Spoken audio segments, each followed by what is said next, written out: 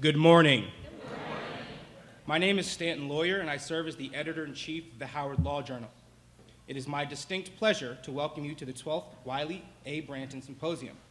For the past 12 years, this symposium has brought together the students, faculty, and staff of the Howard Law School community with academics, practitioners, and activists to discuss the most pressing legal issues of the day. Today will be no different. I would like to introduce Dean Danielle Holly Walker to the stage to give opening remarks. Dean?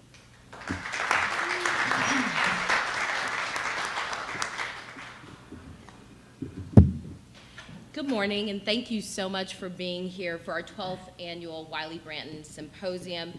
I want to start by acknowledging the very hard work of the Howard Law Journal and especially the Branton Committee.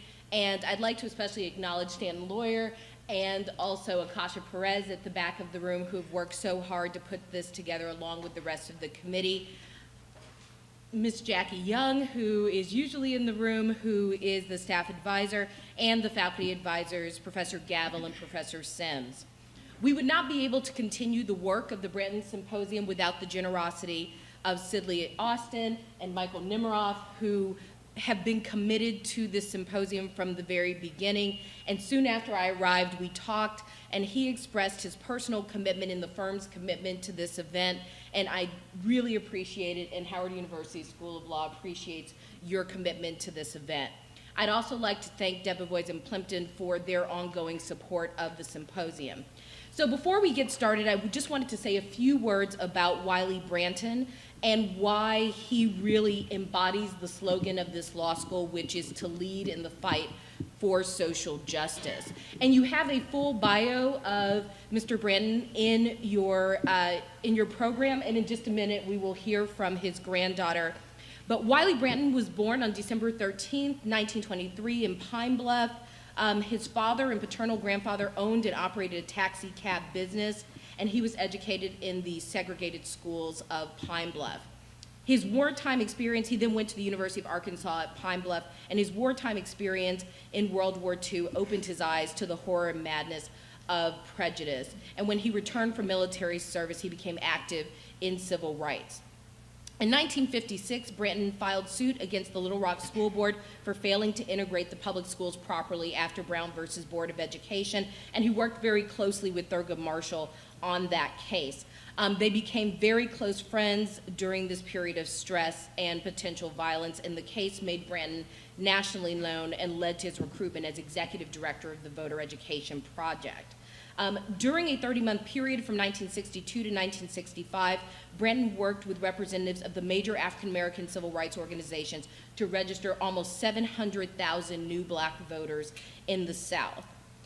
He was appointed by Vice President Hubert H. Humphrey, asked Branton to become executive director of the President's Council on Equal Opportunity and help coordinate implementation of the Civil Rights Act of 1964.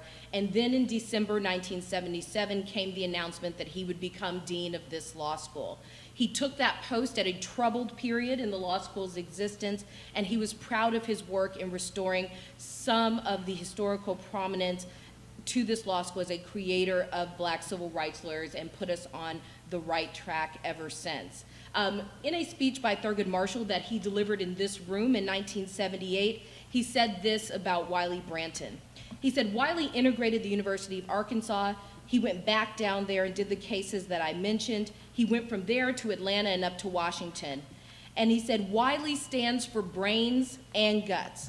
And I know both of them, and I've seen his action. And today we are blessed to see what I consider a perfect marriage, Branton and the Howard Law School. And so we continue that perfect marriage today, celebrating the legacy of Wiley Branton in the Howard University School of Law. So welcome, and I know it will be a great symposium.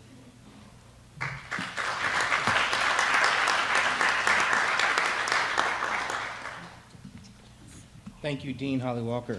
And now I'd like to welcome Erica Michelle Lamberson, granddaughter of Wiley A. Branton, to the stage to bring greetings from the Branton family.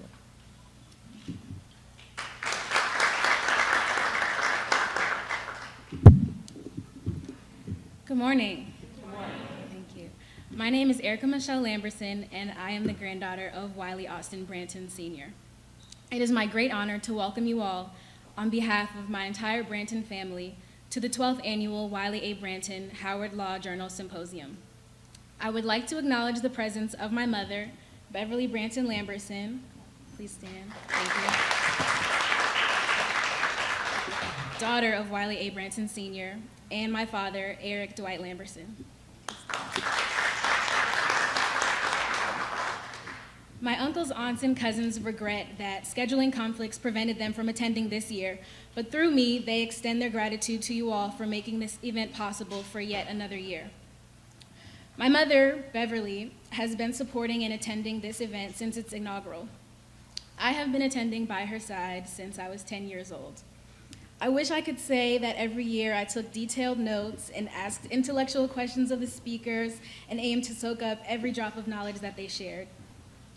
In reality, more often than not, you could catch me either dozing off in my mom's lap right over there or playing with my Game Boy in the front rows. Though I wasn't aware of it at the time, my exposure to the topics of this symposium was nurturing the seeds of justice seeking planted in me by my grandfather. Simply by being present in this space fortified my inclination to seek truth and promote fairness. Each year, I engaged more and more, and my passion for justice was informed by a strong foundation of knowledge that I acquired early on thanks to the panel discussions and keynote speakers. I am proud to say that today I stand fiercely in my purpose to dismantle oppression and fight for equality. I personally attribute and appreciate this annual event for helping me to cultivate that vision inside.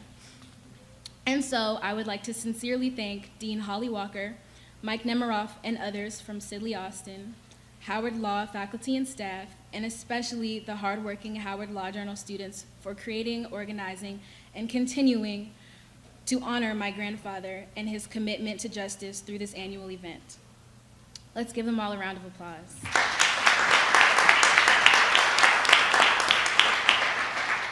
There is a great deal of value in this symposium, and your work does not go unrecognized. Today's occasion conjures up the principle of Sankofa in my mind. Sankofa is a concept from the Akan people of Ghana, West Africa, which teaches us to go back to our roots before we are able to move forward. The word's literal translation is reach back and get it. Like the vast majority of you in this room, I have never actually met Wiley A. Branton. He passed away 5 years before I was born.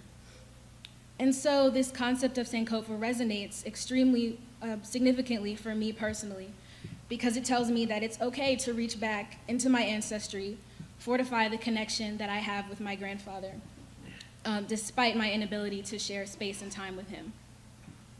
This symposium has helped to strengthen his legacy as a constant force in my life and the lives of so many others. As I reflect on my journey, I realize that I have been constantly guided by his vision, whether I was conscious of it at the time or not. I would like to share some of the values that my family has helped me to fetch from my grandfather so that I may carry forward in his tradition. And I invite you to join me in honoring him by remembering and practicing his values, which are essential in tackling today's injustices. My grandfather came from a family of highly educated Blacks, which was incredibly rare for their generation. He committed himself to his education and developed a brilliant intelligence. He passed this on to his 6 children, who each completed college degrees. And my mother passed on this emphasis on higher education to me. Because of my support system, I was able to complete my college education. I recently graduated as the salutatorian of the Spelman College class of 2015. I hope that my grandfather is proud of this accomplishment, but I hope that he is even more proud that I studied comparative women's studies with a concentration in film and social justice and minors in computer science, mathematics, and studio art. Though my complex path does not directly follow his, I attribute my dedication to social justice to his influence. I plan to preserve his commitment to justice and strive to contribute to a socio-political and cultural revolution through my artist activist work. My grandfather did not limit his education to the classroom. He understood the value of Sankofa and sought out knowledge from his elders. He gained his drive for progress from strong maternal figures who encouraged him to reject the status quo. His siblings used to make fun of him for hanging out so closely around older people, but he loved to soak up their wisdom. He completed the full circle of Sankofa by passing on this knowledge to others. He would often sneak deeper meaning into casual conversation with youth. He had a talent of meeting people where they were in order to get his messages across. He was able to relate with ease both to the most well-versed individuals and to those with no formal education. He exuded such a warm, personable energy, full of life and humor, even when dealing with the most serious of subjects. He directly engaged with everyone he interacted with, and he always made time to speak to people, no matter how busy he was. Whenever he could, he used his talents and resources to help anyone in need. We must learn from my grandfather to not only seek knowledge from others, but also to make a conscious effort to pass it on. The value of our education increases tenfold for each person with whom we share it. I especially encourage those of you pursuing law degrees to share the knowledge you acquire with others, which is so powerful and essential in the face of injustice. It is imperative that we connect with one another, sharing ideas and resources amongst those with privilege and those who are most oppressed, and encourage others to join us in our quest for justice. The quality that I most admire about my grandfather is his daring courage and bravery. Being a Black civil rights attorney in the South was an extremely difficult undertaking. The overwhelmingly racist institutions and individuals of this nation were not small enemies to take on. But he did not let fear stop him from action. He made up his mind to do something about racism, and he did not stray from this commitment. Even when the Ku Klux Klan came to his home to burn a cross on his yard while his young children were inside, he did not back down. He continued to fight the good fight, yet he did not let the hatred of others harden him. He remained a gentle soul, optimistic about the future. It takes a constant effort to achieve this balance of consciousness and optimism, but it is necessary. That kind of unwavering perseverance in the face of oppression that my grandfather exemplified is what it will take for us to continue on this path of fighting injustice. We must be honest about the depth of issues that we face, yet continue to steadfastly believe that together we have the collective ability to change them. We must fiercely believe that the future has the potential to be better than the present if we are to will it so. And so, as I welcome you to today's Wiley A. Branton Howard Law Journal Symposium, I stand in the essence of the man. I am honored to represent my family who has followed in his legacy. All of us owe, in part, integrated schools, voting accessibility, labor rights, and the vitality of the civil rights movement to him. I am forever grateful for his astounding work. It is an incredible task to commit one's daily work to the dismantling of political oppression, raise a family of 6 children, maintain a marriage, and actively support one's community, all while remaining optimistic in the face of life-threatening opposition. But Wiley A. Branton did all of that and so much more in his lifetime. But he could not do it alone. None of us can. Sankofa tells us that we are not on our own. We stand on the shoulders of Wiley A. Branton and so many others who have carried us this far. Though socio-cultural contexts of our nation have changed, and we have made some progress, the injustices of our nation remain prevalent. Now it is our responsibility to continue our ancestors' vision, adapting their practices to our current circumstance and allowing their efforts to inspire us to innovate our own strategies. Based on a foundation of oppression, slavery, and racism, our justice system is indeed more appropriately entitled the injustice system. But none of this is new. Normalized police brutality and state-sanctioned violence, mass incarceration as an extension of slavery, discriminatory laws and disproportionate sentencing has been practiced for generations in this nation. Reforming our deeply rooted criminal injustice system will require us to investigate our past as we attempt to move forward in the spirit of Sankofa. I challenge you to practice Sankofa, learning from those who came before us and applying their wisdom as we move towards the future. Please take advantage of today's discussions and share the insight you gain with others. Start conversations and transform them into action steps. Commit your personal work and your personal purpose to the dismantling of injustice. I challenge us to learn from my grandfather and continue with his vigor and love for justice and equality. Thank you for joining us in celebrating his memory and for fighting for a better tomorrow.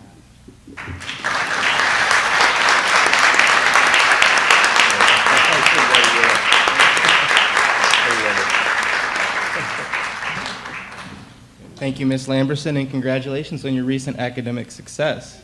That didn't go unnoticed. Now I'd like to introduce Michael Nemiroff, partner at Sidley Austin and former colleague of Wiley A. Branton.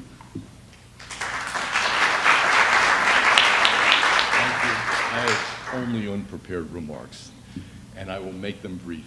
So I can say I knew Wiley Branton, and I worked with him as a partner, and I loved Wiley Branton. And I would tell you some stories, but they're all attorney-client privileged. So I can't do that. Beverly Lamberson, I've worked with for 25 years almost, more than 25 years on this whole project. And she's here every year, I've been here every year, and I'm delighted to be here again this year. This topic today is perhaps one of the most important, the most timely topic, maybe the most important topic because it's so timely that you can have, that I've seen in the 10 or 12 years that this has been going on.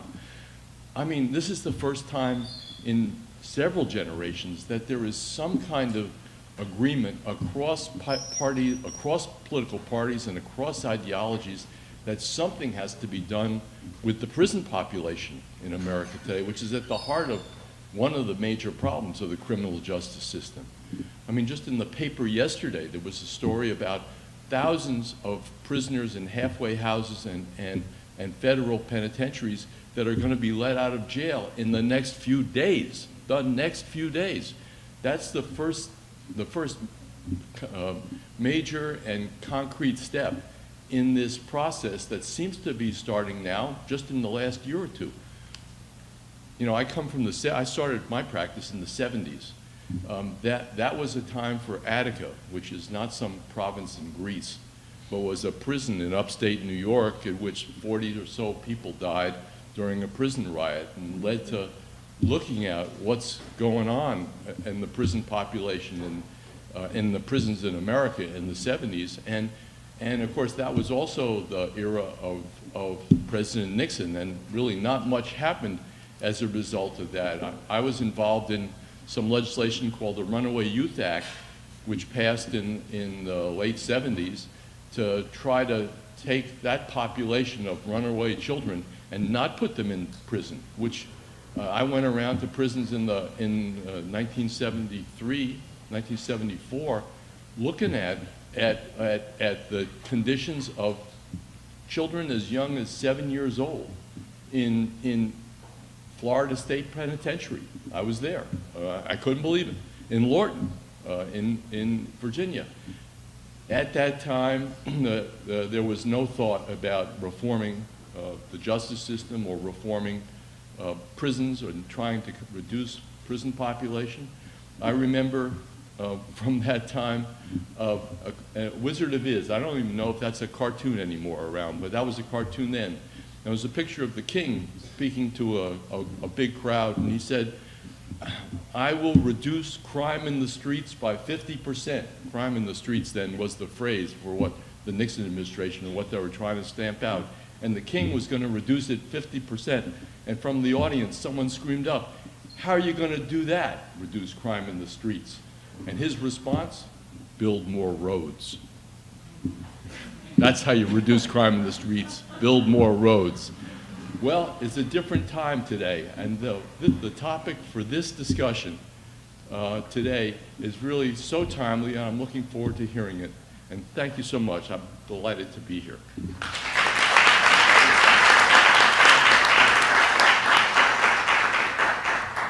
Thank you, Mr. Nemiroff. Next is Moni Sola Salam, Senior Articles Editor on the Howard Law Journal and representative from Debevoise and Plimpton.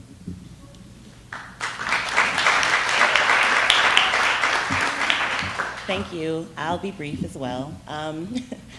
As Stanton said, my name is Moni Sola Salam. I'm a third-year law student here at Howard Law, a member of the Howard Law Journal, and I will be starting as a full-time associate at Debevoise and Plimpton next fall.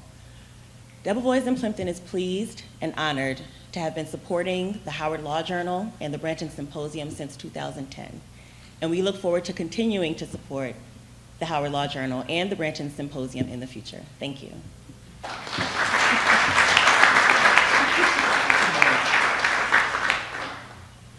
Thank you, Moni Sola.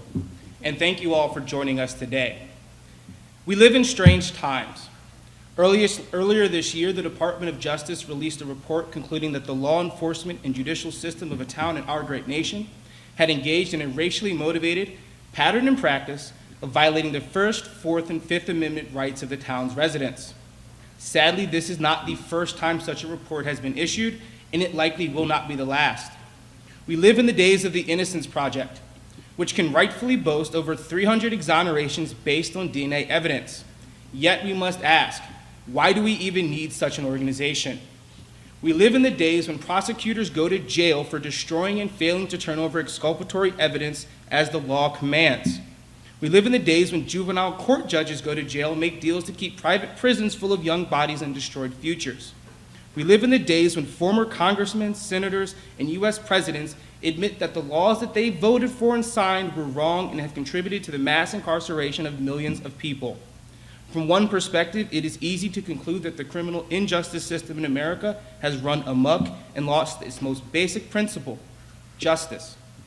Yet it is the same system that we expect and demand that to bring to justice those who have violated the rights of others, without regard to whether the violator wears the uniform of the state or a black hoodie and Timberland boots. Today, we create a forum to discuss but a few of the myriad of issues that surround the criminal injustice system of the United States. It is only fitting that the Howard Law Journal hosts a symposium with this theme at this time. The journal was founded 1 year after the landmark decision of Brown v. Board of Education. This was in the midst of another period of dramatic social change in America. This law school and this journal have produced countless legal titans that signed the briefs and argued in cases that literally changed the course of American history. This tireless dedication that Wiley A. Branton showed in his pursuit of civil rights is the same effort that is required now. Leading our first panel will be Nkechi Taifa. She is a graduate of Howard University, where she earned a Bachelor of Arts, and George Washington University Law School, where she earned her Juris Doctorate. Currently, she is the Senior Policy Analyst for Civil and Criminal Justice Reform at Open Societies Foundation. Previously, she taught a course at Howard Law School entitled Racial Disparities in the Criminal Justice System. Ms. Taifa, welcome home, and thank you for joining us today.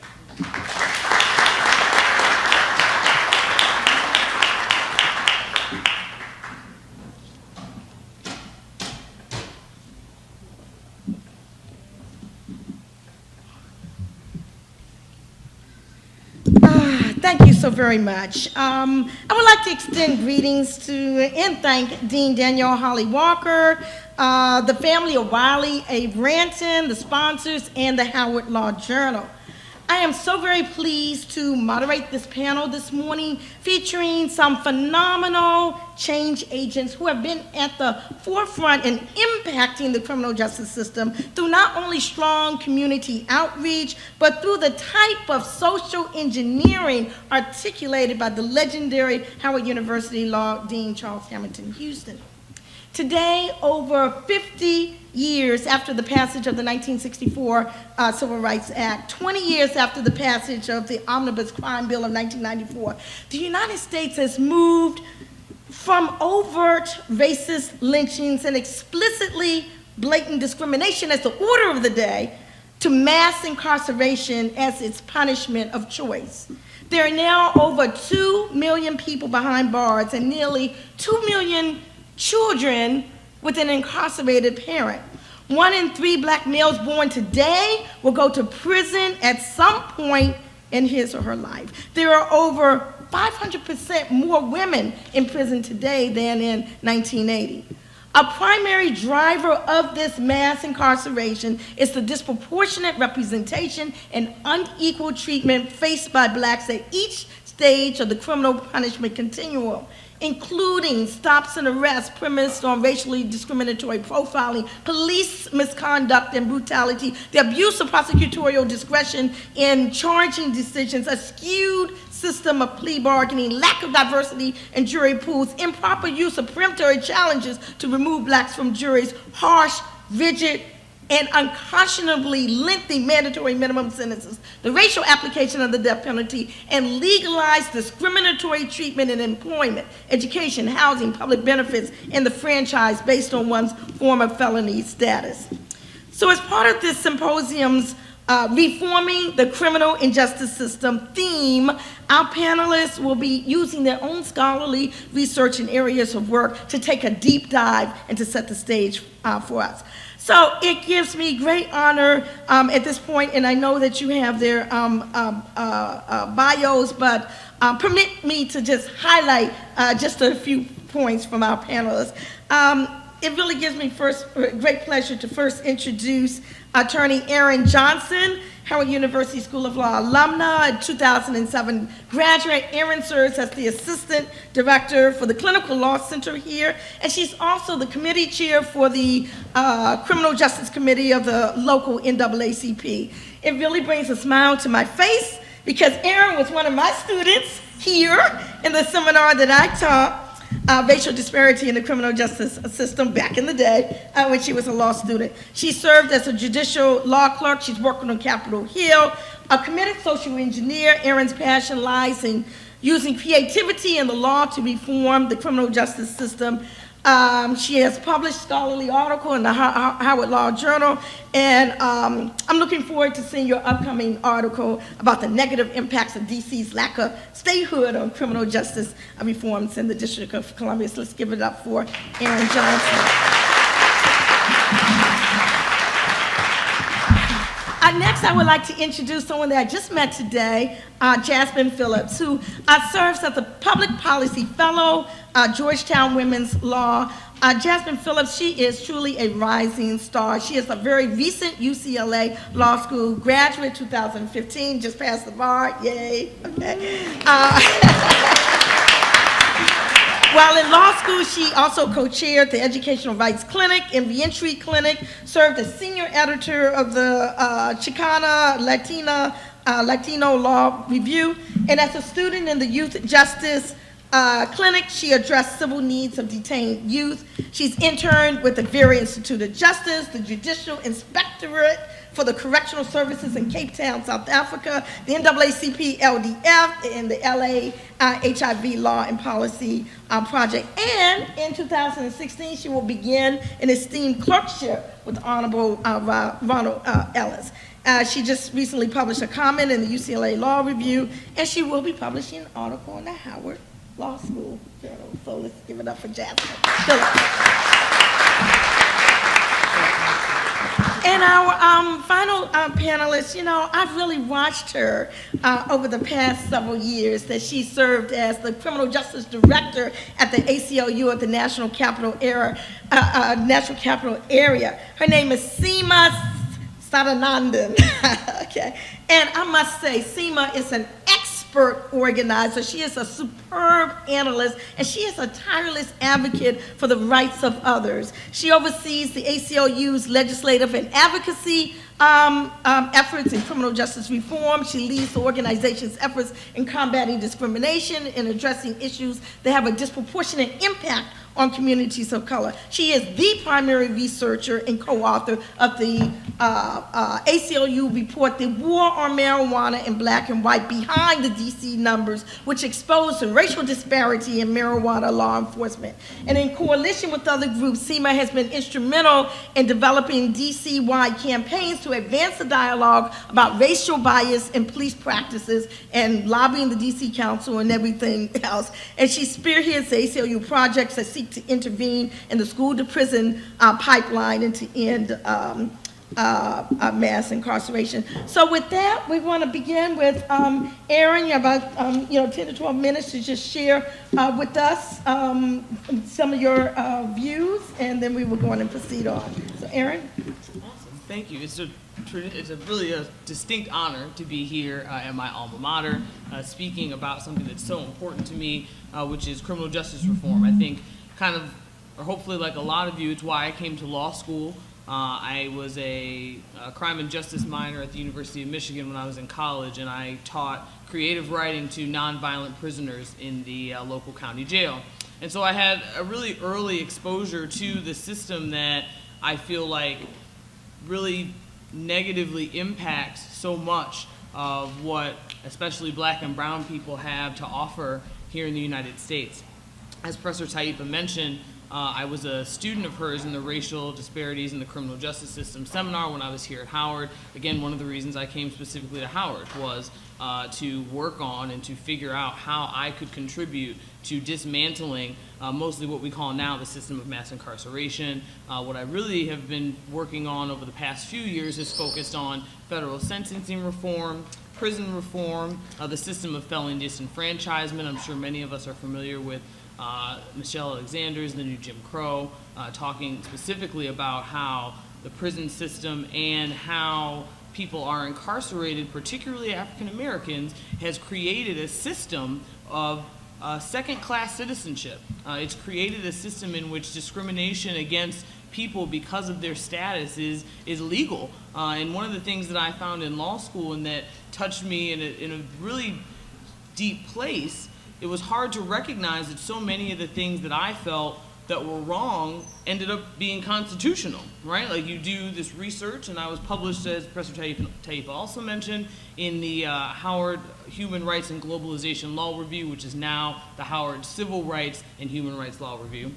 I was published about federal sentencing reform, and I was doing research about certain things like acquitted conduct being utilized as a factor in sentencing decisions, federal sentencing decisions. That's constitutional. And I was really surprised to find that out, and it's hard to think about and conceptualize how can we use the law as a vehicle for social change to knock down some of these things that have been in place and that the Supreme Court or whichever court of the land has made precedent, noting that these things are legal and that they are acceptable to us.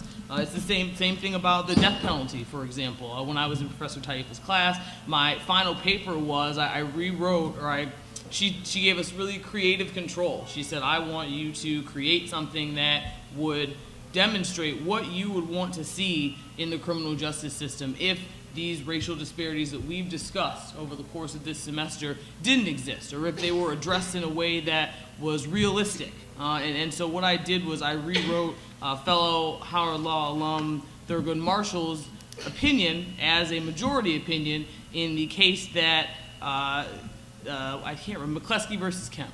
McCleskey versus Kemp was a case that an African-American gentleman who was sentenced to death in Georgia. He said that he was innocent. He was at a grocery store or a furniture store, and the clerk was shot and killed. He said that he was never there. He said that it was a case of mistaken identity, and his lawyers made an argument that because of the racially discriminatory practice in Georgia by prosecutors of charging more black defendants than white defendants with the death penalty, that it was, it violated the Constitution. Unfortunately, in the real world, the Supreme Court said that that could not stand because there wasn't enough evidence in that case that it happened to him in that instance. However, to me, I felt that that was a really big opportunity that the Supreme Court missed to kind of get it right on this racial disparity that is, I think the death penalty is worse than I think so many other things because there's no coming back from that. There are so many people that have posthumously been found to be innocent, whether by DNA evidence or, times that were well before DNA evidence was something that could exonerate people. I mean, I think it's great that there have been 300 people that have been exonerated by innocence projects around the country, but everyone didn't have that benefit. So, Thurgood Marshall wrote a really great dissent in that case, and so I kind of turned it around and wrote it as a majority opinion. I now serve as a member of the board of the National Coalition to Abolish the Death Penalty, and am working and have always been working on completely abolishing the death penalty because I just think it's wrong. I don't think that it's something that we can do correctly, and I think if we can't do it correctly, we can't do it at all. So students, you'll be hearing more from me on that. I hope that you'll support me in those efforts.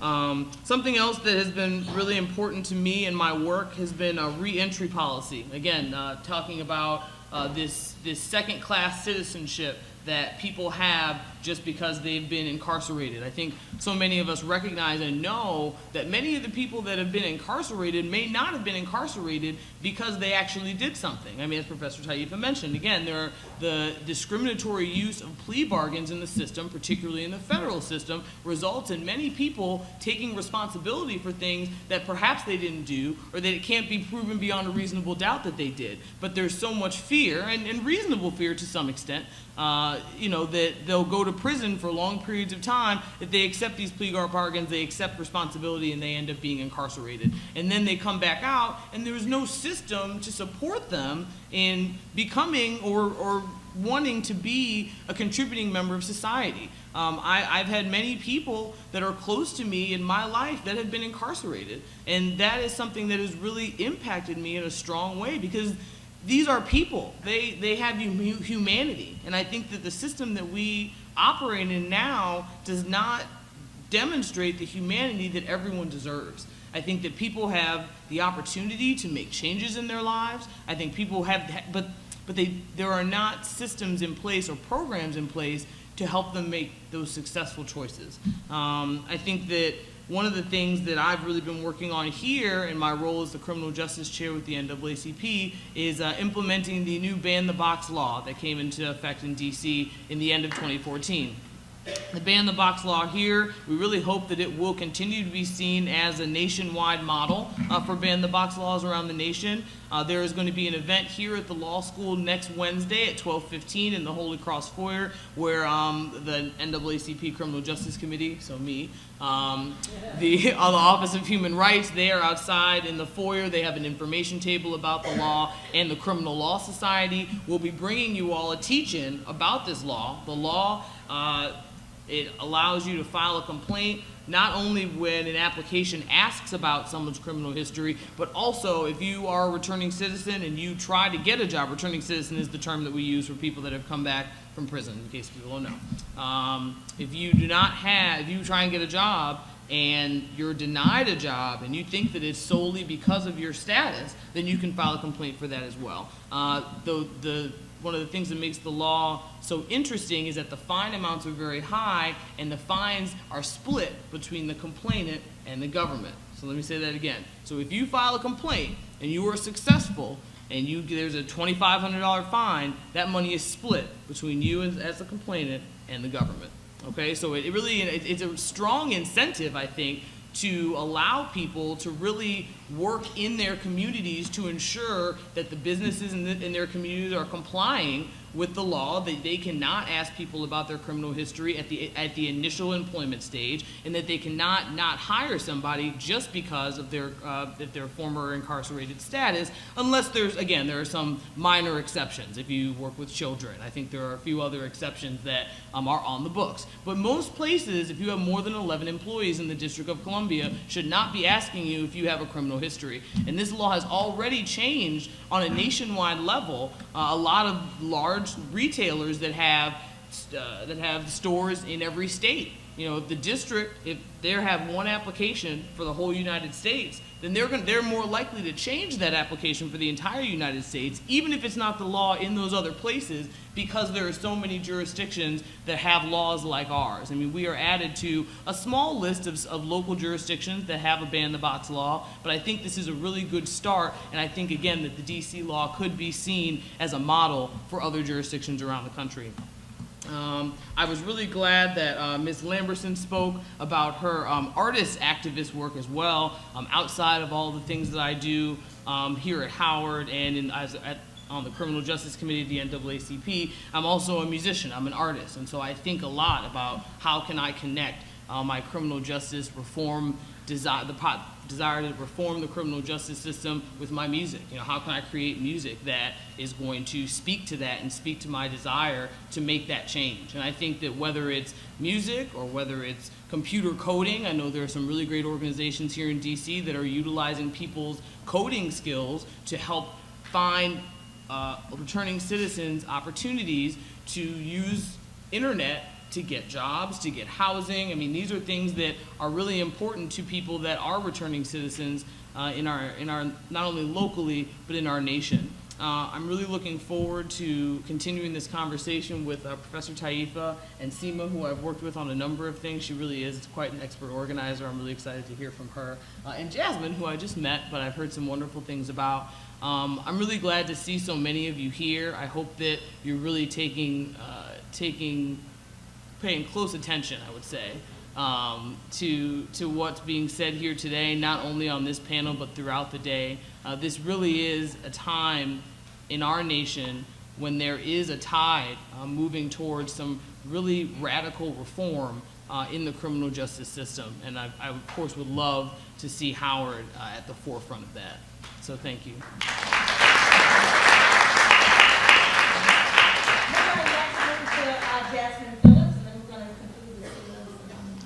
Hi everyone, thank you for having me. Firstly, I mean, you all have my bio, but I guess I can talk briefly about the work I'm currently doing as a fellow.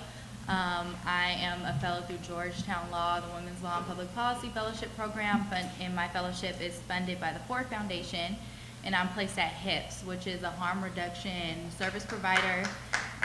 See, somebody knows what HIPS is, yes. Which is a harm reduction service provider to folks who are impacted by sexual exchange and or drug use. So a lot of our clients are very much criminalized and stigmatized in our society. A lot of, since obviously we're in a district, are Black clients, trans clients. And so a lot of the work I'm doing at HIPS is to build our advocacy profile and the ability to get on the front end of some of these changes that are being made in the district that impact our clients. So what I'm going to talk briefly about, which is somewhat different, is about the article that I'm having published in the Howard Law Journal. And so firstly, I just want to briefly say why I decided to write the article. And so I think we all know that the visibility around police violence and racial profiling is really expanded. We're getting a lot of videos of police violence. We're seeing a lot of activism around the issue. And I think oftentimes we marginalize the experiences of Black women, of LGBTQ folks, and I felt that it was important to not only center those kind of experiences, but also think through different ways that we can create broader remedies when we're trying to make reforms within the system, as well as addressing harms that folks experience by way of that violence. And so I think when we focus on the paradigmatic Black cis male experience, we limit our narrative and we limit our interventions. The African American Policy Forum has been great to challenge the assumption that Black women and girls are okay. Say Her Name has become a very strong rallying cry about the killing of Black women by law enforcement. And AAPF has also called attention to the various ways in which Black women are subjected to state violence, including the issue I focus on in this article, police sexual misconduct. According to the Cato Institute's 2010 report, police sexual misconduct was the second most reported form of police misconduct after use of force. Additionally, law enforcement commit sexual assaults at a rate over twice that of the civilian population, meaning that our law enforcement officers are, committing egregious sexual assaults far outpacing that the general population commits. And so why I think that obviously impacts Black women in particular is just looking at how race and gender intersect to, increase the vulnerability to those kind of police interactions. Yet our dominant discourse around police violence is silent about this form of state violence, and as a result, it ignores a long history of sexualized racial terror Black women have endured in this country, along with the activism of folks such as Rosa Parks, who documented and fought against it. The article I wrote, it's titled Mapping the Blank, Centering Black Women's Vulnerability to Racial Profiling and Police Violence, and a Call for Comprehensive Remedies, attempts to do two things. One, center diverse experiences with police violence with a historical hook, and two, call for more complex interventions to address the issue of police violence and the harm it causes. Currently, solutions that are put forth to address the issue have focused on utilizing technology via body cameras, and more law enforcement trainings, independent investigations, and civilian oversight. However, little has been discussed about the needs of folks impacted by police violence. So, for example, crime victims' compensation doesn't anticipate supporting a victim of police violence, especially like in most states where there are stringent requirements of filing a police report. In sexual assault matters in particular, it is well documented that survivors often do not report the incident at all. And when the perpetrator is a police officer, fear of retaliation very much has a chilling effect. And so I think with recent stories about like Tamir Rice's mother living in a homeless shelter and Freddie Gray's mother attempting suicide last week, we must do more than improve police protocols and evidence gathering mechanisms. To support folks who are harmed by police violence, we need a more comprehensive approach, and I think that requires us to think through some of the underlying issues due to structural oppression that creates these problematic interactions with law enforcement that exacerbates trauma, and the fact that we're not addressing that on the ground. So, that's all I have to say.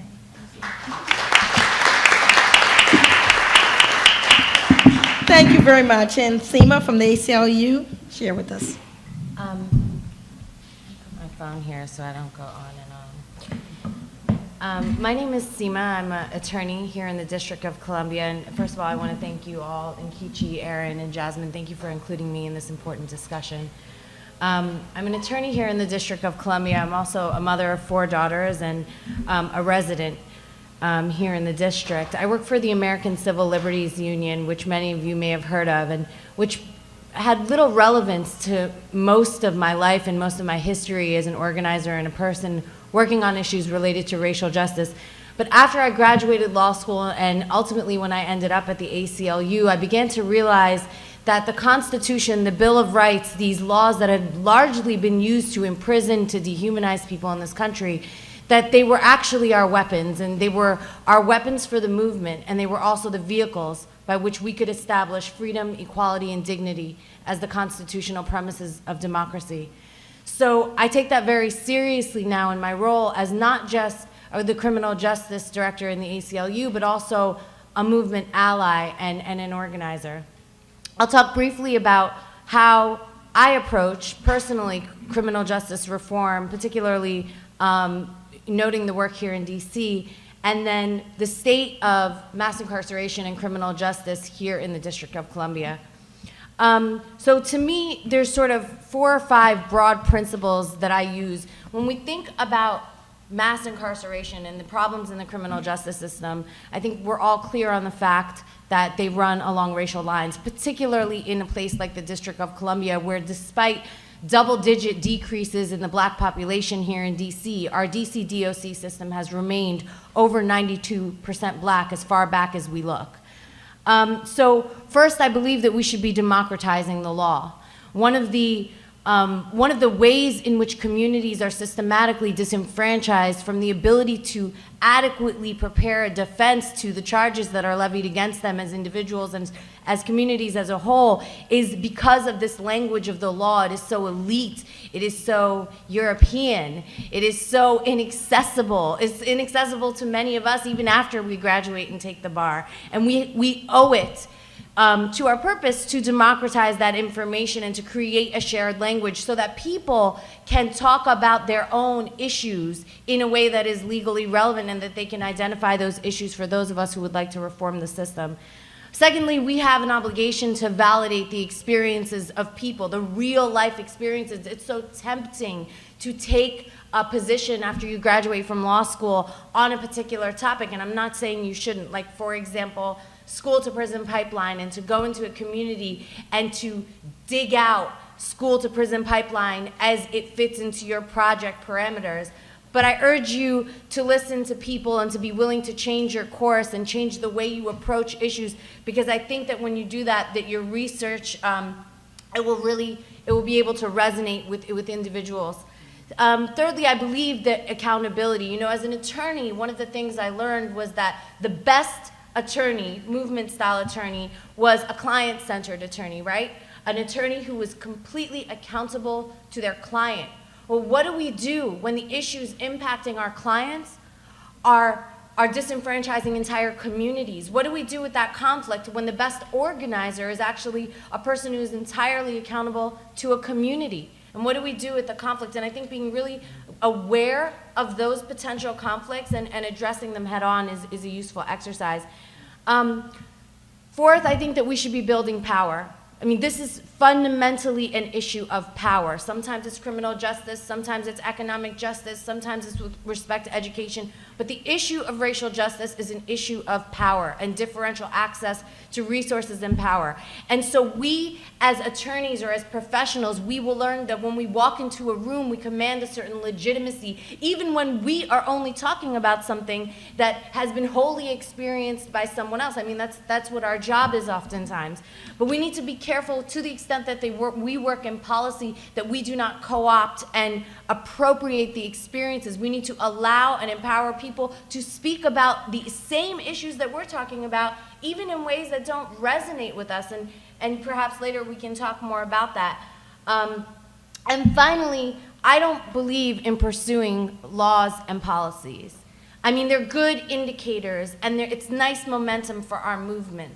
But we need to have a more ambitious vision than that. And I'll leave it there and talk a little bit about the state of criminal justice in DC. So mass incarceration, the explosion in the drug economy here in the District of Columbia hit this district, this city, in a way that probably no other city was hit in the country. Just by a show of hands, how many of you are native Washingtonians?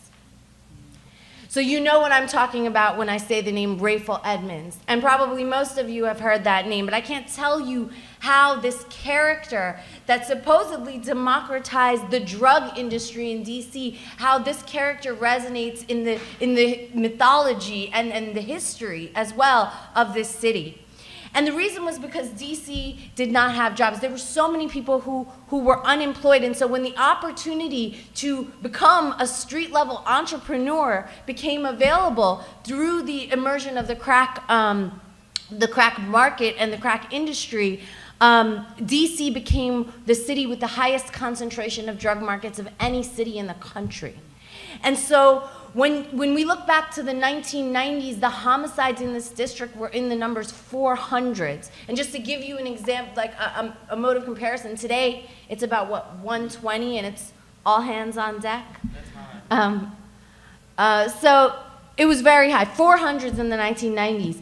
By 1998 and 1999, there was a long-form study that was done in the Washington Post. It was a Pulitzer Prize-winning study. I'm not going to make up the name just because I don't remember it. But I think it was called Deadly Force. Okay, I made up the name. But the point is that it pointed out that DC officers actually were firing their weapons at people more than any other officers in major cities in the country. So you look back a couple decades ago, and this was Ferguson. This was Ferguson right here. And so what you had happening here and across the country was that the federal government, because of this war on drugs, shifted resources away from inpatient mental health, from drug rehabilitation where it even existed, and shifted those monies into the criminal justice system and policing. And the budgets of our criminal justice system exponentially increased. 35 times, I think, is one of the statistics in a matter of less than a decade. And so it was the war on drugs. It was the centering of policing and the criminal justice system in such a way that it became our primary tool to deal with all of our public safety issues. And it's the world that probably many of you have grown up in. Someone smoking weed on the street, call the police. Kids act up in school, call the police. Domestic issues, call the police. Your neighbor's getting on your nerves, call the police. Gentleman holds the door from you in the bank, you feel uncomfortable, call the police, right? This is the world that many of you have grown up in. You've grown up in a world like my own children here in DC, where the primary contract for the Metropolitan Police Department, the biggest $16 million annual contract, comes from the department, from the DC public school system to police our schools, such that my children don't even remember a time when there weren't medical detectors in schools, where stop and frisk wasn't a part of their coming of age in the hallways of their classroom. And so we live in this police state that's been taking root over the past 40 years. So what does DC look like? And I know Nkechi knows much about this, because Nkechi, along with the Washington Lawyers Committee and the ACLU in the past 3 years, has launched a really in-depth study about what the criminal justice system looks like in DC. And Nkechi mentioned a statistic, a startling statistic, that 1 in 3 African-American men, when you look at the nationwide statistics, will end up in jail or prison in their lifetime if things continue to go, and as they are now. In DC, where the population, the African-American population today is at about 50% of the adult population, some statistics say that 3 out of every 4 African-American men will end up in jail or prison. And of course, the incarceration of black women is disproportionate as well. But when you think about scale, just thinking about mass incarceration and sending in people into our prison system, 3 out of every 4. So it is actually absurd for us to think that communities can take advantage of economic, employment, educational opportunities in this context. When you have entire communities, the very fundamental family and community structures being torn apart by the criminal justice system. And Aaron knows that we recently held town hall meetings across the city, and in one meeting, it was particularly focused on black women and girls. And what I heard over and over again is how trauma was going unaddressed. And as one Congress Heights resident said, as a black girl growing up in my home, police were lighter fluid to the abuse in my home. They escalated. And I say that to say that when we think about public safety, policing and criminal justice has really become a system that has prevented communities from addressing and dealing with the trauma. More than 45,000 arrests here in DC every year. And we always talk about black on black crime when we talk about the over-policing of the black community. But I just want you to know, for the next time you need a talking point, that 96% of those arrests are for nonviolent offenses. Overwhelming majority, more than 80% overall of black people. And in most categories like traffic-related stops, which make up 20%, drug-related, which make up another 20 or 21%. Black people make up upwards of 90% of those arrests. Relying on this false dichotomy between victim and offender, we've allowed ourselves to trade out our freedom in the name of public safety.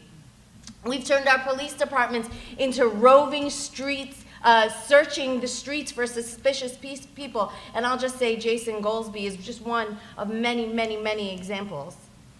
And of course, as Aaron mentioned, more than 60,000 returning citizens in the district today of a population of only 600,000,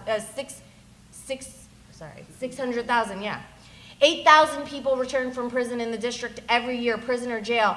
We spend about $150 a day to incarcerate people. We spend $84 per year to reintegrate and to return them into our society. I'm talking about the District of Columbia.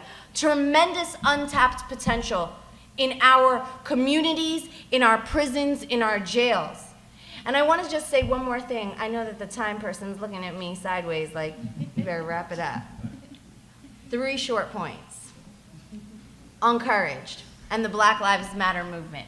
Because I think they have been tremendous. I think they have done things. When I think about courage, and I have, one of my kids is a 5-year-old, so I have to talk about these things a lot. And I think about courage. What is courage? A lot.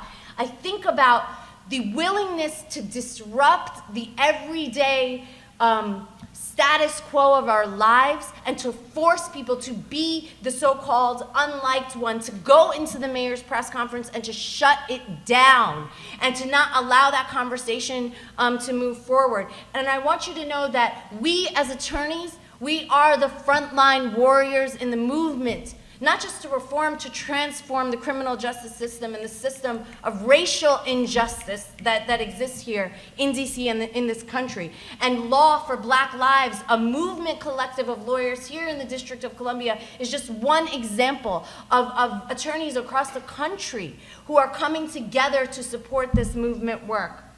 Finally, and this is the last point, as you know, the new Jim Crow, as Michelle Alexander calls it, we traded out overt race-based policies of Jim Crow South, so blackness for the words like criminals, euphemisms for blackness.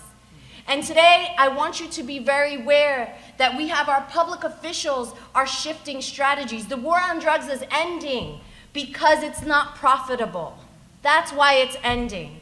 That doesn't mean we can't take advantage of this moment and this opportunity, but I think we need to be very clear that the strategies are shifting, and what you're hearing in the public discourse now is that we're not going to keep doing this to communities, just to the violent criminals. And you need to understand as lawyers in particular how these terms, they're statutorily defined terms, socially constructed terms that are really euphemisms for race and class. And we need to be at the front dismantling those definitions and allowing communities to define for themselves what safety can and should look like. So thank you very much.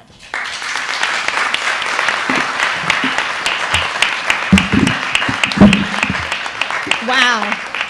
Thank you so very much, Aaron, Seema, Jasmine. Absolutely phenomenal. We have heard today about Ban the Box. We've heard today about police violence, particularly in the context of sexual misconduct. We've heard today about the war on drugs, and particularly specifically related to the state affairs in DC. And before we open it up to some Q&A, I just want to share just a little bit about the change agent vis-a-vis the precipitation of a paradigm shift, which is part of this theme. And I just want to do it in the context of some of my experiences. I've spent over the past 25 years working on criminal justice reform issues. And several months ago, I had the opportunity to attend and speak at a bipartisan summit co-hosted by an unlikely alliance of Van Jones, Newt Gingrich, Donna Brazile, and Pat Nolan. And I must say, it was absolutely colossal. We're talking about a huge hotel ballroom, 100% packed, at 8 o'clock in the morning with federal and local legislators, with high administration officials, with policy experts, criminologists, researchers, faith leaders, with academicians, formerly incarcerated people, and from millennials, all from both sides of the aisle. And, you know, it's a day jam-packed, like today, of presentations, video presentations, keynotes with the U.S. Attorney General Holder, Secretary of Labor Tom Perez, the Georgia Governor Nathan Deal, all sharing their words of wisdom on criminal justice reform. Democratic members of Congress spoke at the summit in person. Republican members, along with President Barack Obama, made remarks via video. But as I sat in that audience, I reflected that criminal justice was no longer the lightning rod that it once was 2 decades ago, thanks to a huge paradigm shift. You see, 20 years ago, and I remember it vividly, the Republicans and the Democrats were alike, horrible on criminal justice issues. In fact, candidate Bill Clinton left the campaign trail to oversee the execution of a mentally challenged person in Arkansas. And every year or so during the early 90s, we fought against unwieldy omnibus crime bills, culminating in what I call the granddaddy of all crime bills, the Violent Crime Control and Safe Streets Acts of 1994. And I was lobbying Congress at this time. And we were fighting against provisions in that crime bill which featured the largest expansion of the death penalty in modern times, the gutting of habeas corpus, the evisceration of the exclusionary rule, the trying of 13-year-olds as adults, the elimination of Pell educational grants for prisoners, of refusal to address the crack powder disparity, and the implementation of slews of more and more mandatory minimum sentences with monetary incentives to states to lock up more and more people for longer periods of time in exchange for loads of money to build more prisons. But I stand here today, again, 50 years after the Civil Rights Act, 20 years after that crime bill, to tell you that we are witnessing the dawn of a new day, a new era in criminal justice reform, an exciting new narrative, which began in 2008 with the passage of the Second Chance Reentry bill, legislation that I personally worked on, which began to shine a light on barriers and obstacles people face after returning home from prison. It continued with the negotiated settlement of another bill that I worked intimately on, the egregious 100-to-1 disparity between crack and powder cocaine, negotiated from the 100-to-1 ratio down to 18-to-1, which was followed by the Supreme Court ruling that the death penalty unconstitutional for juveniles. We're talking about last summer when the chief law enforcement officer in the country at that time, Eric Holder, vowed to recalibrate the federal criminal justice system by correcting obstacles, inefficiencies, and inequities, and transforming law enforcement strategies so that they alleviate rather than exacerbate harsh punishment. And then it just goes on and on. Obama, the first sitting president to visit a federal penitentiary, the commuting of sentences of people who were sentenced under unfairly harsh laws of the past, and a real recognition. As Attorney Nemiroff was saying, that many of the policies that were passed in the past were wrong. And we need to be about doing something about it. And that's where everybody in this room, comes into play. So I want to kick off the Q&A with a question to the panelists. I'm going to raise the same question to all of you all, and then we're going to open it up to you all, and I hope you can come to the microphones there. But the scenario I'm going to paint is that you have found, panelists, an old and dusky but beautifully decorated jar, and after wiping this jar off to make it shine, guess what? A genie magically appears and tells you that she can grant 3 wishes that will reform the U.S. criminal justice system. And the 3 of you right here. And I want you to share with us, just kind of be creative, innovative in your mind. What are the 3 wishes, each of you one of them, that you would ask this genie to grant? Who wants to start? Go for it, Aaron.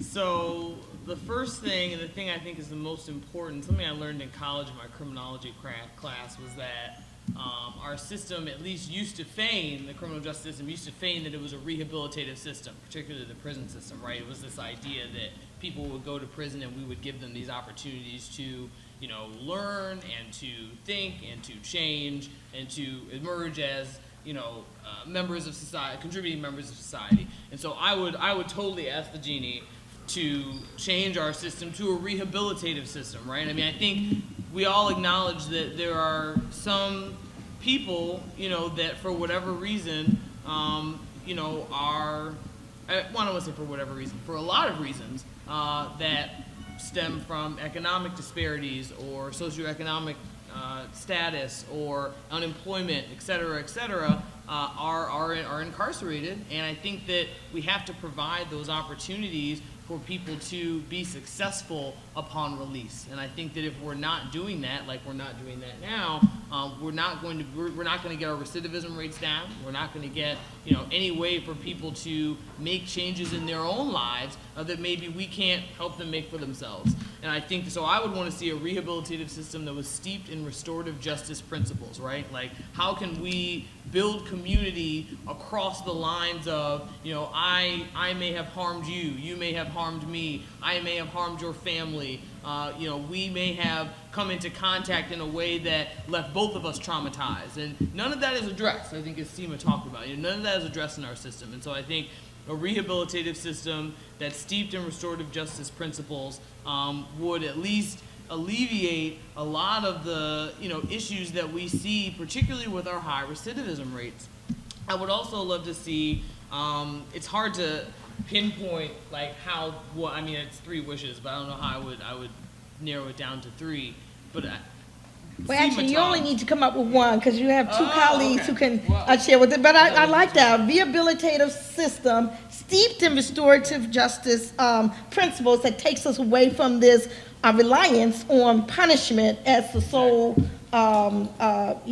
source for reform. Thank you. I'll give you like a corporate response, and then I'll give you my personal response. So it's a two-part, one-part answer. So I think that we need to, the corporate response, I think, which I agree with, I think we need to decriminalize all drugs and most nonviolent offenses, and absolutely decriminalize almost all traffic-related offenses, and then exactly what Erin said. So I think there's some revision to our code that needs to happen across the board, including to this sentencing guidelines. I mean, I just don't think it makes any sense for anyone to spend extended periods in prison for anything. And if you're really that unwell, then perhaps you belong in some type of other facility that can treat your issues. But I don't know how 20 years can rehabilitate someone. It just seems like punishment. I think, from a personal standpoint, I don't think that there is one thing that we can do, because it is so much about, like I said, it's about power and redirecting resources. But one thing I'd like to see happen right now that I think is probably our number one priority right now is to actually move away from the violent and nonviolent dichotomy, to incorporate into our discourse and into our movements this idea that people who commit violent crimes, their lives matter too. And how do we get to that point? I think that the idea that we can throw away certain people is at the heart of this false dichotomy between victim and offender, when the reality is the population who's incarcerated is the most likely population to suffer as victims of crime, both before, during, and after their incarceration. And so I think that we need to get at that, that idea, and then think about all the different ways in which that challenges the fundamental premise of how we think about justice and safety. Thank you so much for that, Seema. Okay, Jasmine. Yeah, I mean, if I had three wishes, I guess more abstractly, I would want to abolish policing, abolish prisons, and abolish global white supremacy. But I mean, if I had to pick something in particular, and I think everything that Seema and Erin were talking about is great. But also something I'm thinking a lot about in connection with my work at HIPS is the decriminalization of sex work. And just thinking about the racial disproportionality of folks who are arrested and stigmatized and placed in precarious situations by way of the criminalization of sex work. And even when we think about youth who are either trafficked or engaged in sexual exchange for survival purposes across the country, in terms of arrest rates, 62% of minors who are arrested for prostitution offenses are Black. And I think that's a huge issue. Those racial disparities also exist in the adult population, and I think that's something that we have to tackle with and come to terms with, the experiences of Black women, trans women, et cetera, on the streets who are being criminalized and stigmatized in our communities. Okay, thank you so much. And panelists, when you're speaking, because we're about to go into Q&A, put your mics closer to you because we're recording. Make sure you're speaking directly into the mic so we can get all of these words of wisdom out there. I like this thing about this three wishes because, we are in a stage right now where we can be creative. I mean, I'm telling you, it really is a new day. I've not experienced anything of the like of what we're experiencing now. And when, Seema, you spoke about changing this narrative of violent versus nonviolent, I don't know if you all caught the president's conversation with the Marshall Project last week. I happened to be sitting in the White House on the front row. But anyway, interestingly, I said, my goodness, he really went bold. He said exactly what you're saying right now. We've had an over-reliance on the low-hanging fruit, the first-time nonviolent drug offender. We know why that has been, because I was part of that as well. It's because nothing was open to pass, so you have to go with the lowest common denominator, so that's where we went. But it is time to move beyond that, because if we are really serious in a real change in the federal prison population and state populations across the country, we really must look at some of the hard issues. And some of those hard issues are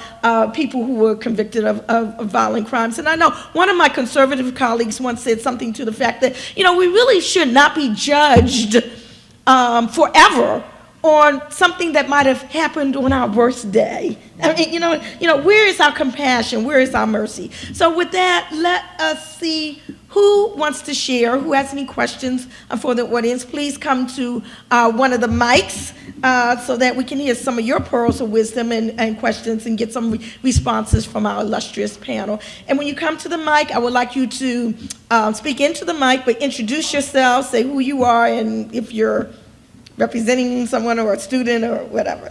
Yes. Good morning. I am Leon Horton. I'm a 2L here at Howard University, representing myself. And I see on this panel, everybody has a fervor and a passion for criminal justice reform. However, even with this particular paradigm shift, as you spoke of, there are opponents who have their own particular fervor and passion for keeping things as they are, or might not necessarily see things as you guys see it. So I guess in coming to a viable solution, how can these two opposing sides sit at the same table without losing that passion and come to some type of agreement? Panelists? Nkechi? I'll give when you start. I mean, unless you want me to. Well, I'll just say briefly one example of that. That's a great point. On a local level, is you may know that a couple days ago, a group came together in Capitol Hill that has experienced both extreme gentrification and a number of armed robberies in the past couple weeks. And they call themselves Citizens for a Safe Capitol Hill. You can find them on Twitter. And much of what they're calling for is precisely the opposite of what we're talking about. Longer sentences, a dramatic expansion of pretrial detention, arrest more youth and lock them up for longer, et cetera, et cetera. I think that a lot of that narrative is based on misinformation. The way that I come to the table, and I think different folks come at it in different ways. Some people, especially attorneys, can be real adversarial. Some people can be real conciliatory, trying to, hold hands. I come at it more as not like that's a bad thing. I think that's good, hold hands. But I think the thing is for me, I think a lot of it is based on misinformation. So I try to frame the language of what we're talking about from the outset, so that we're not all talking using hot button words that don't mean the same things when we talk about violence. Let's just from the outset decide what we mean when we're talking about these XYZ things, and then we can have a conversation and we can disagree about that. And go. Yes. I would just also add that, this is kind of like adding back onto the three wishes thing, but I think a lot of the problem with the approach that the other, I don't want to say the other side, but that the opponents are taking, is it also relies on this idea that long sentences are deterrent. There's a deterrent effect, and I think we see the same thing with the death penalty, with federal crime. I mean, there's not always a deterrent effect just because your sentence is going to be 50 years long. I mean, it doesn't mean it's going to change what the circumstances are that are making you, or that make you feel like you need to take this action or commit this crime. And so I think there also has to be an understanding and thinking about how we can define what is our goal. Is our goal actually deterrence if we're not meeting that goal, or how can we come to a different understanding of how we can meet the goal of stopping crime without taking away people's rights, right? I mean, I think that's also something that would have to be discussed. And I think I would say similarly to what Seema was saying, I think if in the beginning of a conversation, understanding what information people are coming to the table with, if a lot of people are misinformed about an issue, or like they're, like they have their particular perspectives, ask where they're getting that data from, where they're getting those anecdotes from, and kind of just have a conversation around like, okay, this is your perspective, where are you getting that perspective from, and how we can kind of have a conversation around those different kind of data points or whatever it may be.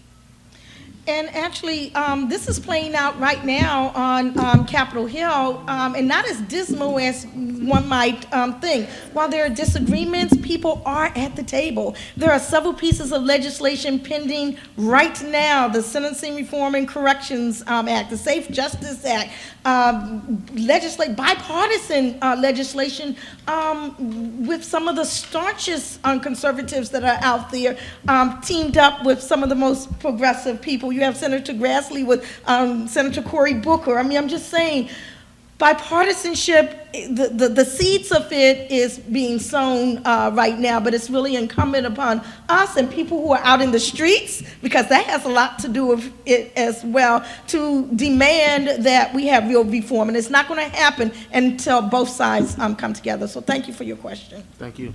We're going to go to this side, if you can let us know who you are. Sure. My name is Jennifer Bro. I'm a 1L student here, and I don't know that I represent anyone beside myself. But in your studies of criminal justice systems, I feel like America often feels exceptional in many ways, and we do have these uniquely American problems. Why is there any country that has a model justice system that we could be basing ours off of rather than trying to construct our own? We keep trying to recreate the wheel, and we seem to be doing it poorly. So is there any other country that you could say we could look at as a model of I think good that one? there are like specific, and Nkechi's probably better to answer this, but I'll just say, I think that the model criminal justice system is where the criminal justice system is a very, very small part of the public safety strategies of a society. So it's not that we look for a similarly situated big criminal justice system that's keeping people safe. It's that we look to safety in metrics other than the criminal justice system.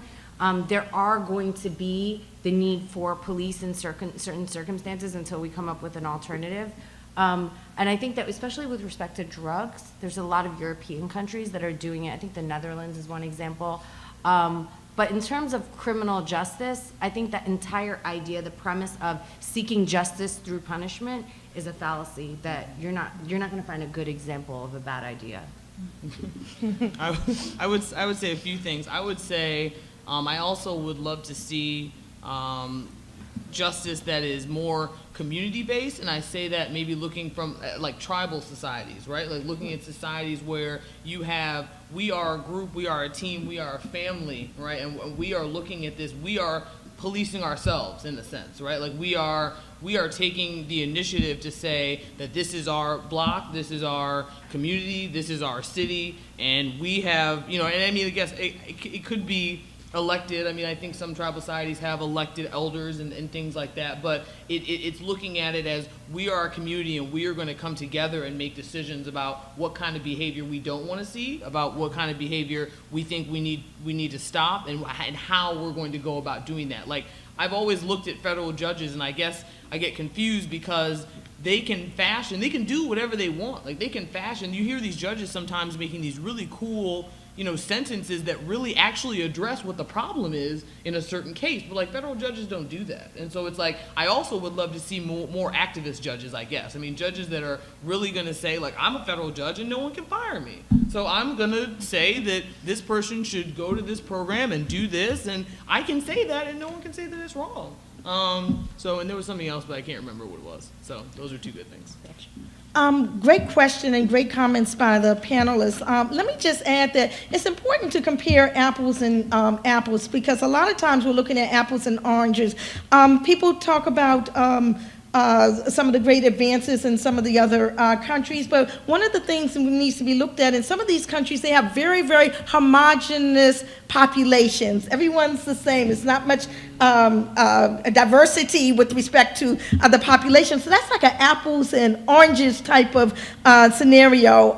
In France, for example, which has a much more diverse population, you see a lot of the same issues we have here in terms of racial profiling with the police, et cetera. But when you look at Norway, I mean, just in terms of sentencing, that's a relatively homogenous society. They have like a cap on a couple of years, even for violent offenses in terms of sentences. Yet we here in the United States have sentences, mandatory minimum sentence. You've got to spend the whole time, 10, 20, 30 years, plus even life without parole, many times for nonviolent offenses. Does it take college student Kimber Smith 24 and a half years in prison, when the judge and the prosecutor even said she never used or handled any drugs? But those are the type of punishments that we are meted out here. It is different in many other countries, but in other countries, they don't have this whole history and legacy of enslavement. So great question, and need to do some law review articles on that issue,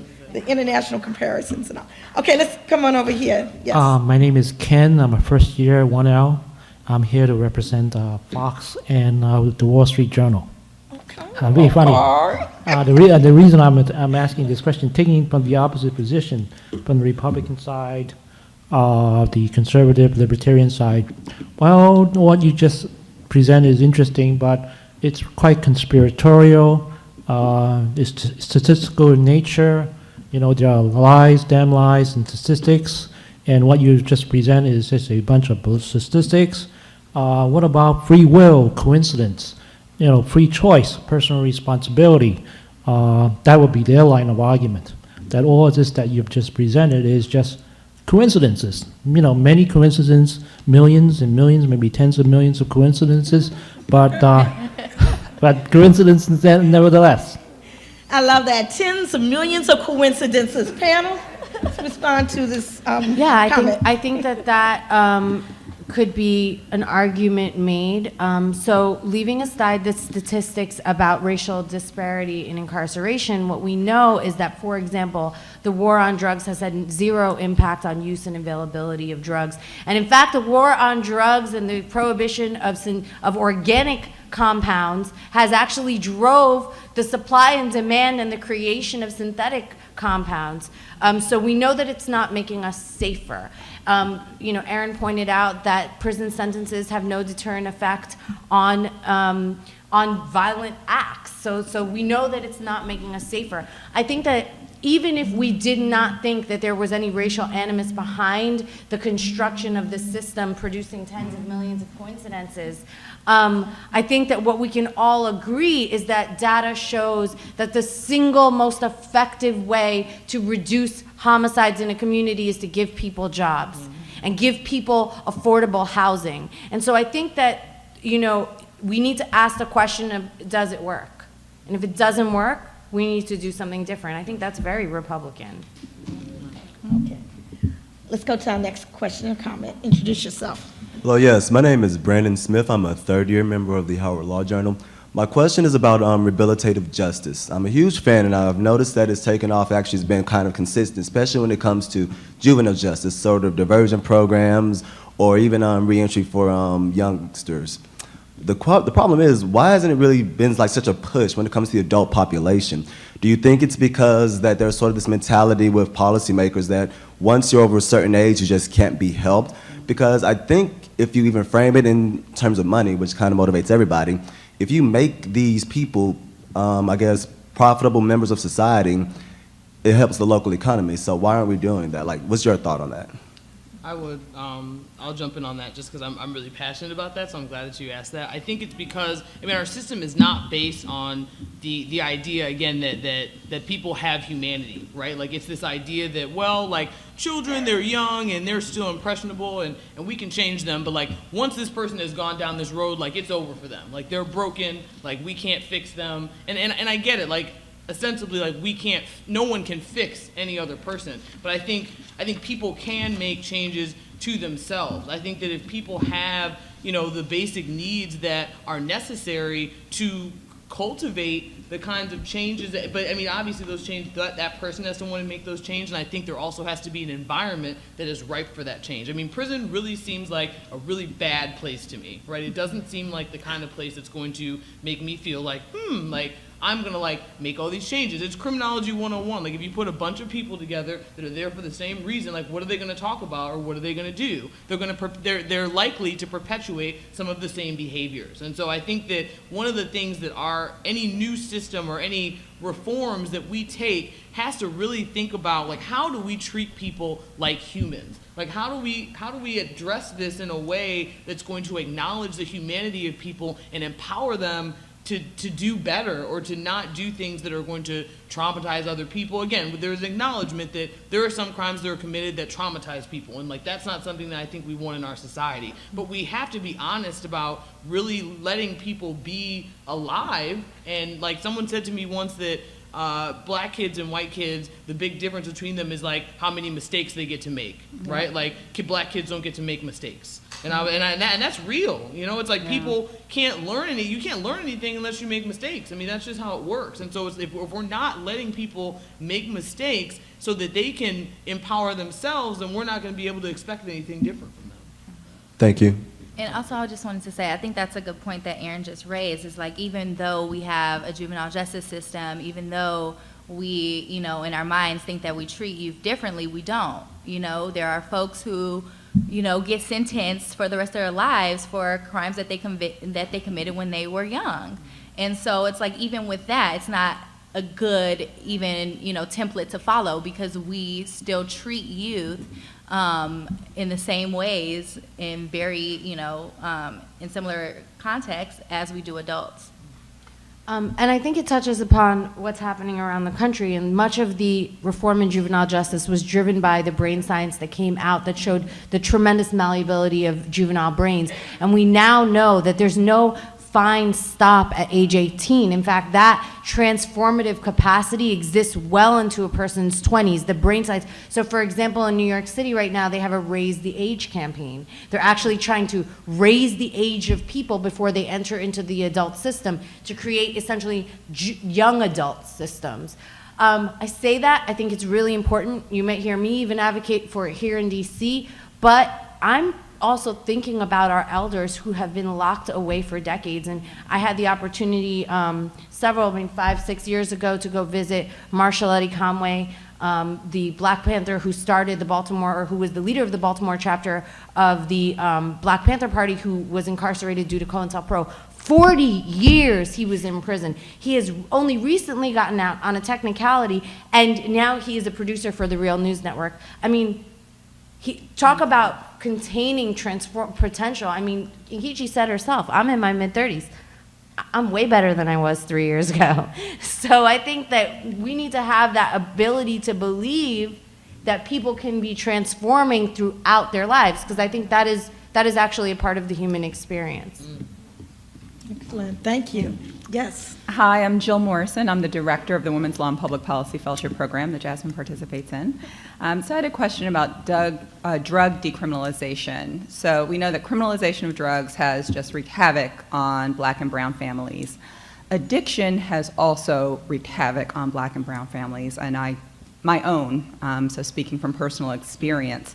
The only thing that has ever resulted in sobriety among some of my family members has been the choice between prison or rehab. And we know it's a serious civil liberties issue you can't force somebody into treatment.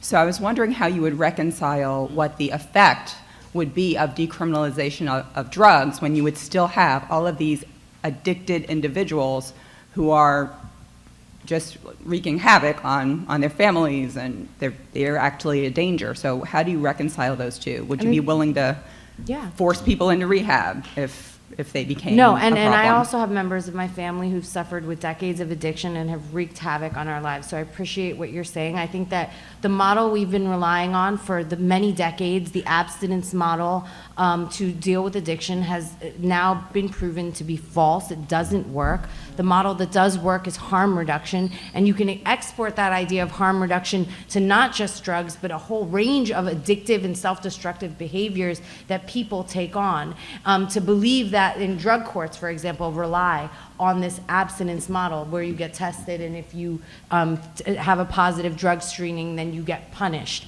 And that's just not how human behavior works, and it's not how addiction works. These habits are formed over long periods of time, and if anybody watches all those intervention rehab shows, which I know I watch, you can see that relapse is a part of recovery. It's a part of how we transform our behavior over long periods of times. And it's extremely frustrating, and it costs money, but I'll tell you something. For white communities, and a great example is the city of Seattle, they're already taking that approach. The law enforcement assisted diversion program called LEAD, which is now celebrated by the White House, they don't arrest people for low-level drug offenses anymore. They don't arrest people for possession anymore, or even low-level distribution. They give them the option of wraparound services, and they stay there indefinitely with people until they're able to heal. And they've had a dramatic reduction in recidivism and ability of people to reenter society. So I think that harm reduction is the answer. I think we need to replace the criminal justice system with harm reduction. And I think any kind of decriminalization policy would have to, have, again, we've got to treat addiction as a public health issue, because that's what it is. I mean, you have a lot of people that are addicted that are in prison, and that's not where they belong, that's not where they're going to get better. And I think that until we are approaching it as a public health issue and not as a crime issue, then we're going to keep having the same problem. Thank you. And I agree with that as well. HIPS is a harm reduction organization, and we serve drug users in the district. So we have a syringe exchange program where we go out Monday through Thursday during the day and hand out new unused needles to folks, where we provide condoms, we provide a whole range of support, but we also have a drop-in center where we do case management. We help folks, if they are interested in a drug treatment program, find that drug treatment program. If they're trying to figure out better ways to use, if they're trying to find out, how to mediate those conflicts within their family, we can support them. And I think that's the best way to address the issue, not just telling someone you either use or you don't, and if you use, then you're no longer part of us, but just trying to meet people where they are is a better way to address the problem. Thank you. My name is Desiree Tonko. I'm a 2L, and I represent the Howard Law Journal. Seema, one thing that resonated with me was your urging to make language, especially of the law, accessible. So my question to you is, with the development of the administrative state, do you see a role for agencies in making language accessible, and if so, how? Agencies making language accessible. I mean, yeah, they absolutely should. I don't know that we can compel them to do so, but I'll tell you, with the recent efforts we've had around Law for Black Lives and taking the mayor's proposal, her criminal justice proposal, and making it accessible to people, we worked with various agencies. Like, we worked with defenders, and we worked with officers to actually interpret what the provisions meant in real life for returning citizens and for others to make it accessible. Yeah, I mean, and just to follow up on the Law for Black Lives piece, I mean, that speaks a lot to what all of you can do and what all of us can do as lawyers and as law students. I mean, it was a coalition of us that went to the Law for Black Lives conference this summer and got together and created a guide that said, this is what this law really says. Okay, so I guess what I'm saying is, even if agencies aren't doing it or aren't necessarily involved, like, that's a role that all of us can step into, because we have that knowledge, like, we have that education, and we know, I mean, we can look into it and say, like, what is this really saying, and how is this going to impact our community? And so, like, that's a gap, I think, that can also be filled by all of us. You have the pleasure of the last question. Hi, I'm Arpine Sardarian. I'm a 3L. I'm a member of the Howard Law Journal. In order to achieve criminal justice reform, how do you reconcile the interests of various different advocacy groups, the competing interests? So, for example, you have to consider creating more jobs or creating after-school programs for teens, but those interests might not align with various other advocacy groups to achieve criminal justice reform. I think that when we talk about criminal justice reform as a fundamental redirecting of resources away from criminal justice into other institutions that will make our communities safer, we find that labor unions are coming to the table, and working families and housing rights advocates are coming to the table, and recognizing that when we have a $500 million budget annual for the MPD alone, of only one of 38 police departments here in the District of Columbia, we have a $500 million we're spending to police our communities when homes and jobs can make us safer. I think that we're able to do that. Another great opportunity to bring other stakeholders to the table is the legalization of marijuana, and the opportunity to take some of the profits of this billion-dollar industry and return it back to the communities that have disproportionately borne the burden of the war on drugs, and to reinvest and to figure out ways to reinvest that into these various programs.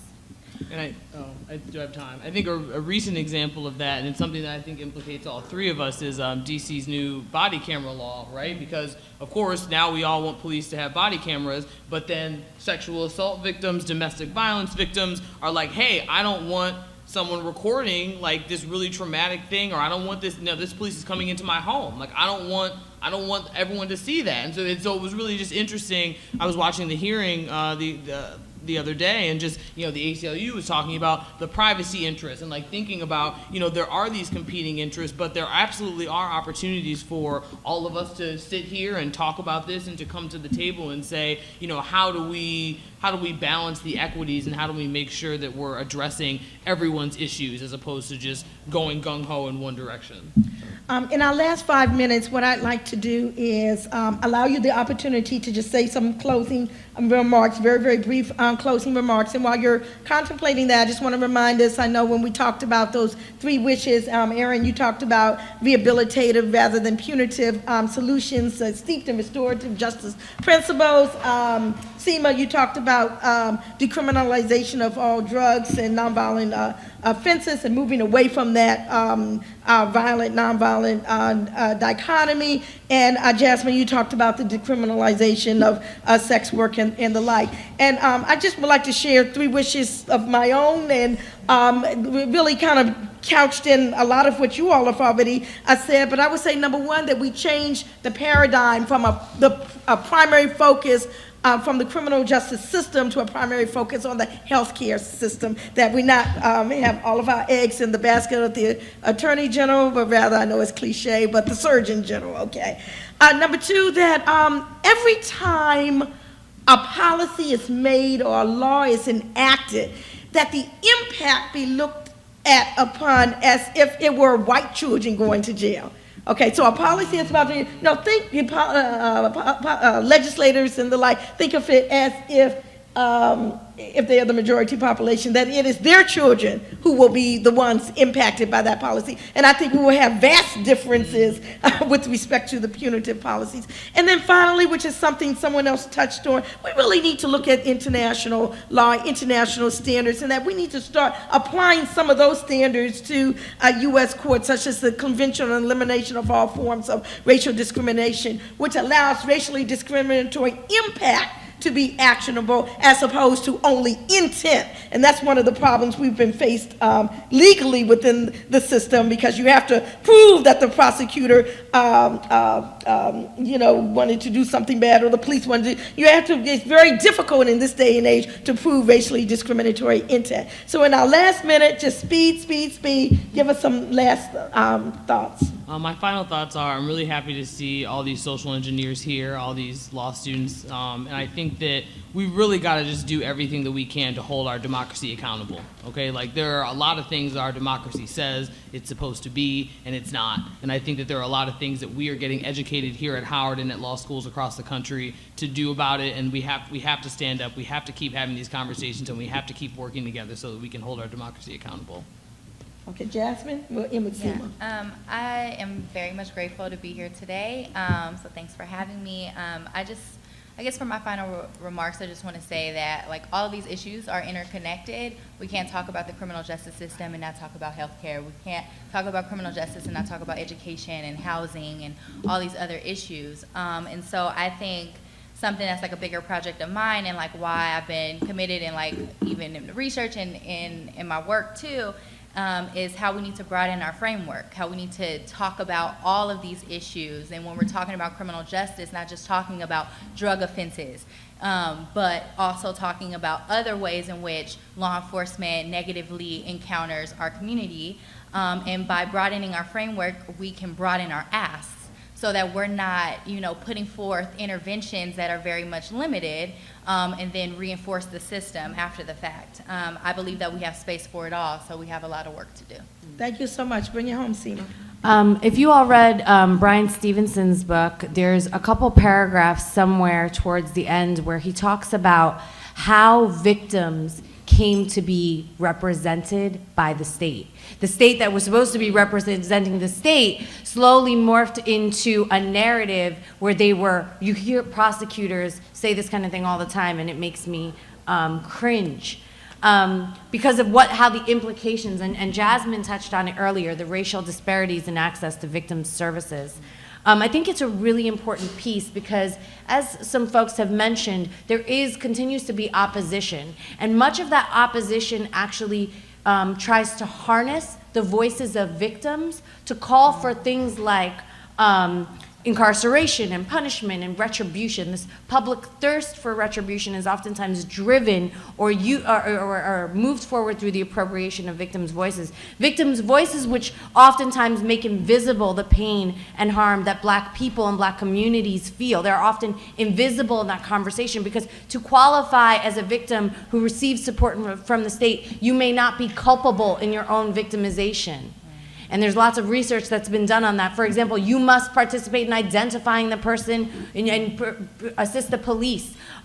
You must, in some states, up until very recently, if you were a sex worker, you couldn't receive victims' compensation for certain types of sexual assault and rape. And so I think that in order for us to dismantle some of the narrative that's being used by the opposition, we need to entirely divorce victim services from offender accountability, such that victim services are not located within prosecutorial and law enforcement agencies, so they are a standalone part of our society where we say the right that victims have isn't to blood-thirsty revenge, it's a right to heal, it's a right to have services, and it's a right to be acknowledged. And we're going to do that for all victims, no matter the crime, and no matter what role they may have played in it, or haven't played in it. And then separate and apart from that, we're going to talk about accountability in the context of public safety. So thank you so much for being a part of this, and please hit me on Twitter because I'm on Twitter now. And yeah, we'll do this. Let's give our panelists a big hand. Thank you so very much, everyone. Thank you, Howard University School of Law.